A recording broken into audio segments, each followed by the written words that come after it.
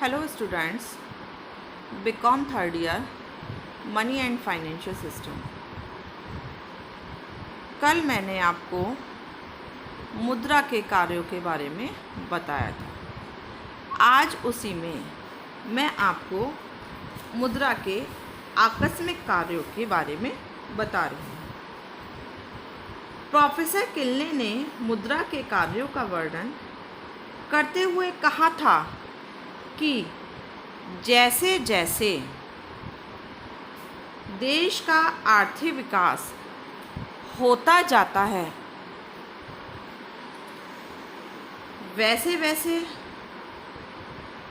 देश की आर्थिक क्रियाएं भी बढ़ती जाती हैं तथा आर्थिक क्रियाओं के बढ़ने के साथ साथ मुद्रा इन आकस्मिक कार्यों को संपादित करती जाती है।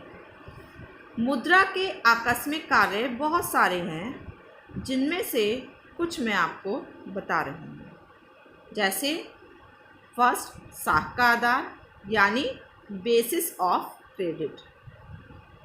आज के युग में साख का बहुत अधिक महत्व है। सभी देशों में क्रेडिट इंस्ट्रूमेंट्स अर्थात जैसे चेक, बिल या हुंडी का यूज़ व्यापक पैमाने पर हो रहा है। इन सभी साख पत्रों के प्रचलन का आधार मुद्रा ही है। मुद्रा के ये कार्य आधुनिक अर्थव्यवस्था के निर्माण तथा महत्व विशेष अपने आप में एक बहुत ही विशेष महत्व रखते हैं। अगला है सामाजिक आय का वितरण यानी डिस्ट्रीब्यूशन ऑफ सोशल इनकम। हम ये जानते हैं कि प्रत्येक देश की आर्थिक या राष्ट्रीय आय वहाँ की उत्पत्ति के साधनों के संयुक्त प्रयासों का प्रतिफल होती है। इस राष्ट्रीय आय का वितरण वस्तुओं अथवा सेवाओं के रूप में करना संभव नहीं है। अतः मुद्रा के द्वारा उत्पादन के प्रत्येक साधन के सहयोग का मूल्यांकन करके ही उसे राष्ट्रीय उत्पाद में से उसका अंश दे दिया जाता है।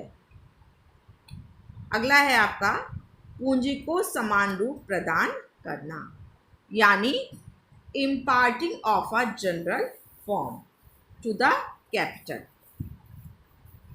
मुद्रा सभी पूंजीगत वस्तुओं जैसे भूमि, पशु, मशीनें, कच्चा माल या सोना चांदी इत्यादि को एक समान रूप प्रदान करती है। अतः इन वस्तुओं को मुद्रा परिवर्तित कर एक रूपता प्रदान करती है।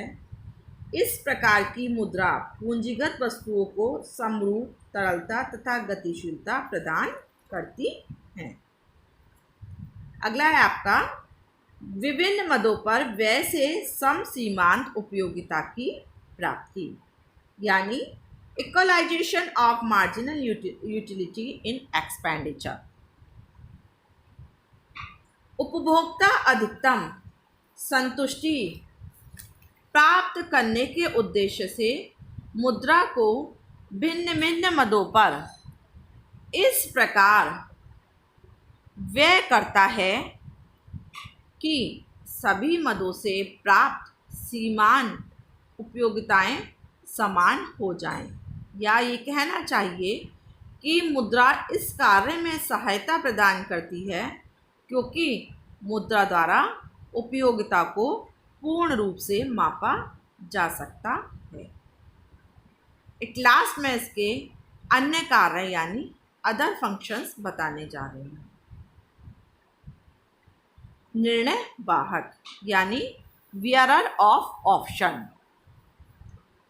मुद्रा उपभोक्ता व उत्पादक को मुद्रा ने ही ये स्वतंत्रता प्रदान की है कि वे जब चाहें, जहाँ चाहें, जिस प्रकार से भी चाहें अपनी मुद्रा को खर्च कर सकते हैं। एवरीग्राम का एक कथन भी है कि मुद्रा निर्णय की वाहक है, क्योंकि मनुष्य के उद्देश्य निरंतर या यूँ कहना चाहिए कि दिन प्रतिदिन बदलते ही रहते हैं। मुद्रा जब जब मनुष्य के पास होती है तो वह बदलते हुए निर्णय के अनुसार कार्य कर सकती है। नेक्स्ट एंड लास्ट है शोधन की क्षमता की गारंटी, यानी गारंटी ऑफ सॉल्वेंसी। भविष्य में भुगतान करने का वचन मुद्रा से ही संबंधित होता है।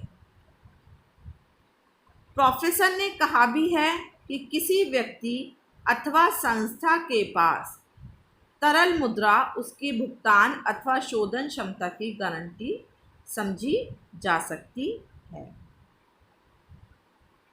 इसीलिए हम ये कह भी सकते हैं कि मुद्रा वह धुरी है जिसके चारों ओर अर्थविज्ञान चक्कर लगाता है, यानी money is the pivot around which the economic science cluster. Thank you.